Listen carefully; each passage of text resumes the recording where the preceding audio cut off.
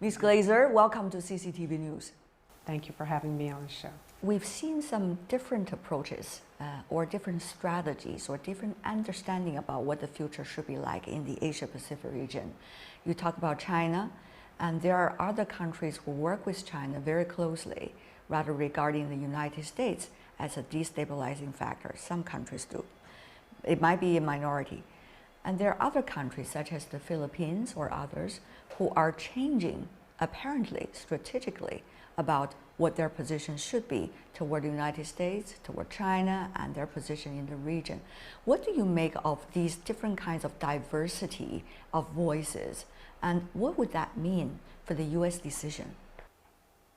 Well, every country in the region wants to protect its own interests, and none of the countries in the Asia-Pacific region really wants to have to choose fundamentally between the U.S. and China. So even an ally like Japan of the United States wants to have a good relationship with China. And it would be a failed policy if either Beijing or Washington were to try to press countries to choose. I think that's a big mistake.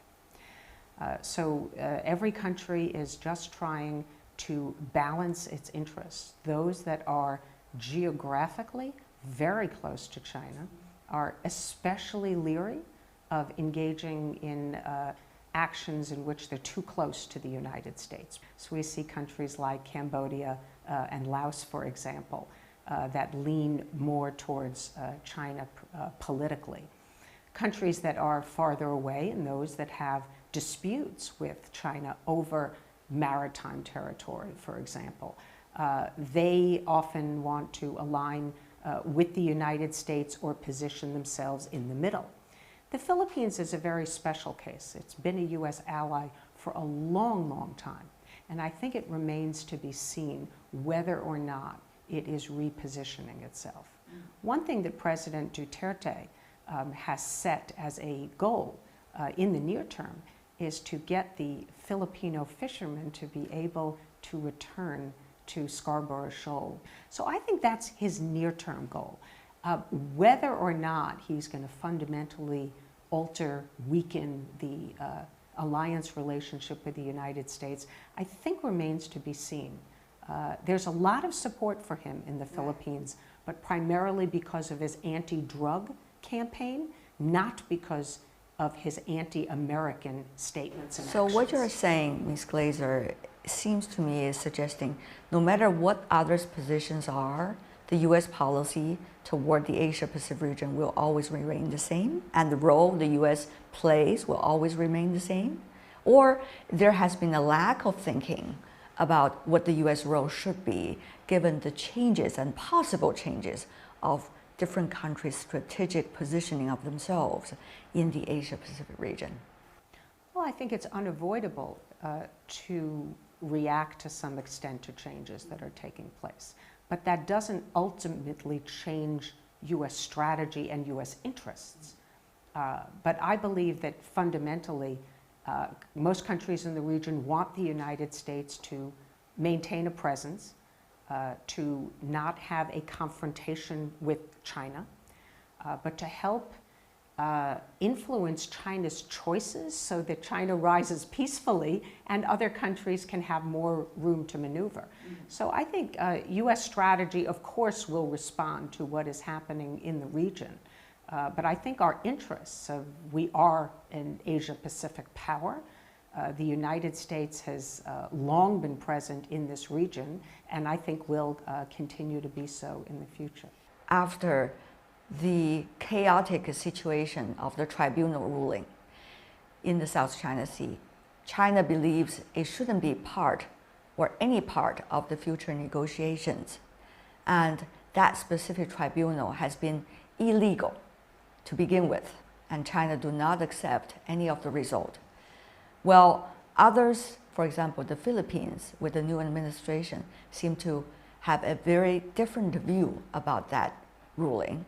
And also, the President Duterte is to visit China to further discuss with China about future ties. At this critical juncture, what do you think would be the smart choices countries can make regarding what happened in the past?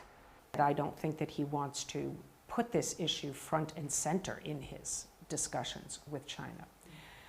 But there is a potential road forward for improvement in China's relations with the Philippines that could defuse some of the tensions in the South China Sea.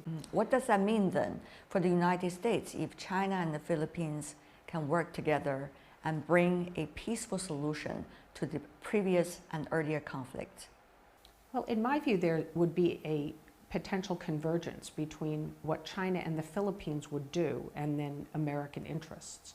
So if China's relations with the Philippines can improve and these actions don't take place, then I think there is less pressure on the United States to continue to conduct the kind of operations that China objects to. We saw so many debates going on all at the same time about many issues. But one of the most undecided factor, shall I say, in every debate is about what's next for the United States. Of course, you have a presidential election cycle going on right now, but many are interested in understanding what's likely to be the direction. Of course, you have very different candidates at this moment. They have totally different views about the world. But from your perspective, where is the United States looking at for the near future? Well, the United States has various issues that it is quite concerned about. Some are in the Middle East, some are in Europe, some are in Asia. And it will in part depend on what happens in those regions as to where U.S. attention and resources are focused. My personal view as an expert on Asia is that I believe that Asia should be among the highest priorities of the next U.S. president. We have threats here in the Asia-Pacific region, and we have opportunities.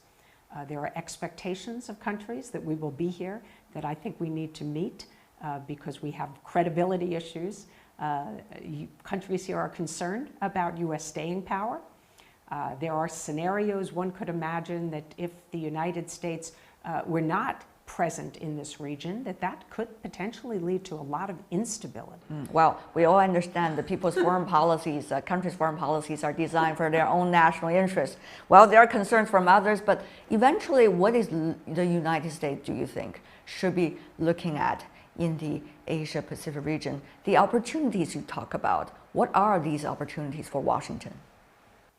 Well, the opportunities for the United States are to expand our relevance, our partnerships, to work with other countries, to strengthen institutions in this region, along with other countries, multilateral cooperation, bilateral, trilateral cooperation.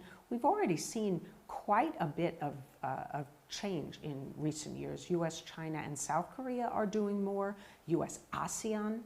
We are cooperating in new ways. There's always greater potential for the U.S. and China to cooperate, but frankly, it is easier in areas outside the Asia-Pacific region to cooperate than in this region because of the fact that it's closer to China. But I continue to believe that on issues like North Korea, our interests don't completely coincide, but they overlap.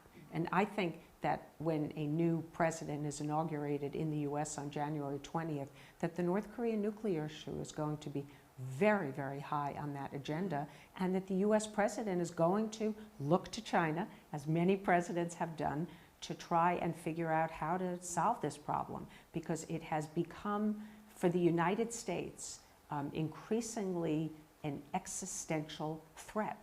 It is not just a theoretical threat. The pace of nuclear and missile tests of North Korea has become very dangerous, that under a 4-year term of a new president, that it is quite possible that North Korea will be able to miniaturize a warhead, put it on an ICBM, and deliver it to the continental United States. And that's a threat the United States cannot accept. It must respond.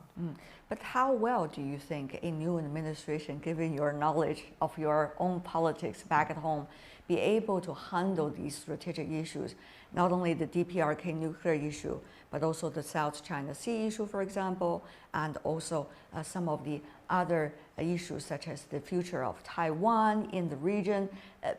the future of relations between Japan and the United States, just to mention a few. How much equipped with intelligence and with wisdom do you think the new administration will be able to handle it, given the fact we don't even know who will be in the new administration?